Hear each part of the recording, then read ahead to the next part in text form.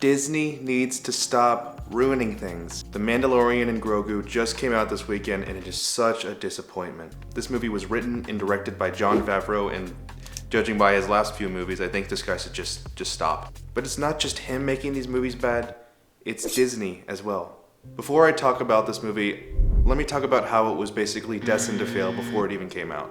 So the last time Disney released a Star Wars movie was The Rise of Skywalker, and we all know how that went. So since Disney messed up so bad, they started releasing TV shows like The Mandalorian Season 1 and 2 and other Star Wars shows that weren't as good. And because of the failure of Mandalorian Season 3, they wanted to go back to basics and do a Mandalorian movie instead of a Season 4. So they wanted to be more careful this time. They didn't make any crazy choices like making Rey a Skywalker or bringing Palpatine back from the dead. Instead, they made this movie very boring and very dull. But what specifically made it boring? First of all, let's talk about the story. First off, the Mandalorian's character was just completely thrown into the trash. And it's because of his helmet. Let me explain. So, the first and second season of Mandalorian worked so well because the Mandalorian was this stoic and mysterious character, and he never really had to remove his helmet because it made him more interesting and more mysterious. And in the movie, he becomes this super talkative and almost like Disney millennial kind of character. And I understand that characters can change. Sure, I'm sure with being with Grogu, he became more open and more of a father figure, but it just makes his character so much more boring. Let's say he removed his helmet for the entire movie. Pedro Pascal's expressions of him being hurt or being really expressive and quirky and jokey would have played off so much better if we got to see his actual face while he did it. I understand that Disney likes to play into this quirky, new type of lighthearted character instead of the dark character that worked so well. I don't know why they changed it. But if they're gonna make this change, then we should just write up a reason for him to take off his helmet, because it would have been so much more interesting without his helmet. Literally all of the dark and mysterious vibes that were in The Mandalorian Season 1 and 2 are just completely gone in this movie. The only kind of gritty character, I guess you could say, was that one bounty hunter who was basically just a knockoff Kung Lao from Mortal Kombat and whose character design looks like it was made by a first-year art student. Nobody in this movie is really interesting at all, and it's partially because we can't see any of their faces. The only faces we do see are either CGI characters or like Sigourney Weaver for some reason, who is in this movie for like 5 minutes. I actually think that the reason that they put Sigourney Weaver in here is because if you remember at the end of Season 3 of Mandalorian, they had this other guy giving the Mandalorian missions, and I guess he wasn't a really famous or like good actor, so they needed like a big A-lister to give him missions, so they kind of sidelined him. They sidelined a lot of characters in this movie, even some of the new ones, like Rhoda the Hutt, played by Jeremy Allen White. He was barely in the first half of this movie and then was basically asleep for the other half. But I feel like Lucasfilm and Disney know that their new Star Wars movies are boring, and the only way that they can make it kind of interesting is by putting random cameos in there. Like, remember how in Season 2 of Mandalorian, spoiler warning, is that they just had random cameos of Ahsoka and Luke Skywalker, and they just knew people would go crazy for those really cool Jedi characters, even though it's just lazy writing. I think a hot take of mine actually is that Luke Skywalker's cameo in Mandalorian Season 2 is just really lazy writing and bad, by the way.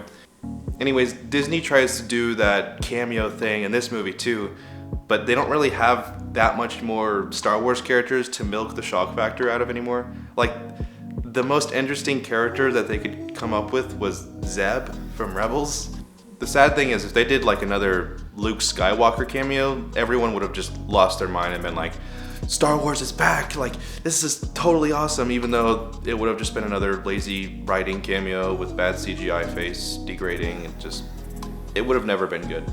Thankfully, Disney didn't do crazy amounts of cameos in this movie. I mean, I guess the craziest thing they did in this movie was Martin Scorsese as this random alien chef, but I don't know, just because they didn't do a bunch of random cameos doesn't mean this wasn't uncreative because it really was uncreative. Sure, the story was different from other Star Wars stories, but that doesn't mean it was like at all creative.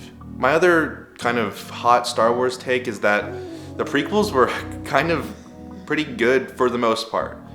I mean, if you look at that trilogy, you can't deny that George Lucas took some crazy creative liberties, and they weren't trying to copy the old films. He didn't try to like nostalgia bait or cameo bait like the sequel trilogy did. But the thing with the Mandalorian and Grogu movie is that it just didn't follow either side. It didn't follow the prequels, the sequels, or even the original trilogy. It was just a middle of the line, boring, basic movie because it didn't want to get picked on because it was too crazy and creative like the prequels, or they didn't want to use a bunch of random cameos and nostalgia bait like the sequel trilogy. So they just took no creative risks. And I think that's the type of era that Disney is in right now, is that it knows it's making a lot of just slop movies, but I think they know that we know that they're slop, and we're kind of getting sick of it. We want something original, but Disney keeps doing these cookie cutter storylines and just famous A-list actors everywhere because they know it used to work, so they don't want to lose money. And they just need to do something new because we want this to stop. Anyways, to avoid spoilers, I'm just going to tell you what you need to know about the story. So first of all, it feels very long. It's about 2 hours of Grogu and Mandalorian just walking around. And yeah, that's basically it. They're just walking around and killing people, I guess. Like most people said, it's literally just 3 to 4 episodes of The Mandalorian kind of cut together into a feature-length film. And it's weird because it looks like they wanted to step away from the season 3 formula, but they just kept the same kind of episodic formula for this movie. To kind of reiterate what I said earlier, it just feels really dull and boring when we don't see anyone's face and just how they're reacting, because it's just CGI. That's all it is. But that's not all that really makes this movie boring. Like, another thing is that this movie kind of just happens. Like, things just happen with no rhyme or reason. Like, characters will know something that the audience just has to assume that they somehow figured out off camera. Stuff like that. And like, things like fight scenes with the Mandalorian in it, like, there's no stakes to this fight because we know that the Mandalorian's gonna win this fight. Like, I think that's the thing with a lot of modern Disney films now, is that we know that the good guy's gonna win. He's not gonna die to some random bounty hunter. They're not gonna kill that character off like that. Anyways, yeah, you guys can look for yourselves at the story. I don't want to tell you too much of the story because I want you to see how bad it is. Anyways, my rating for the movie is going to be a 5 out of 10. It was a completely dull experience and there was really nothing new about it. But anyways, let me know what you guys thought about the movie. Did you think it was boring? Did you think it was actually fun? As always, like, subscribe, watch one of the videos to my side if you liked what you saw here today. And yeah, bye.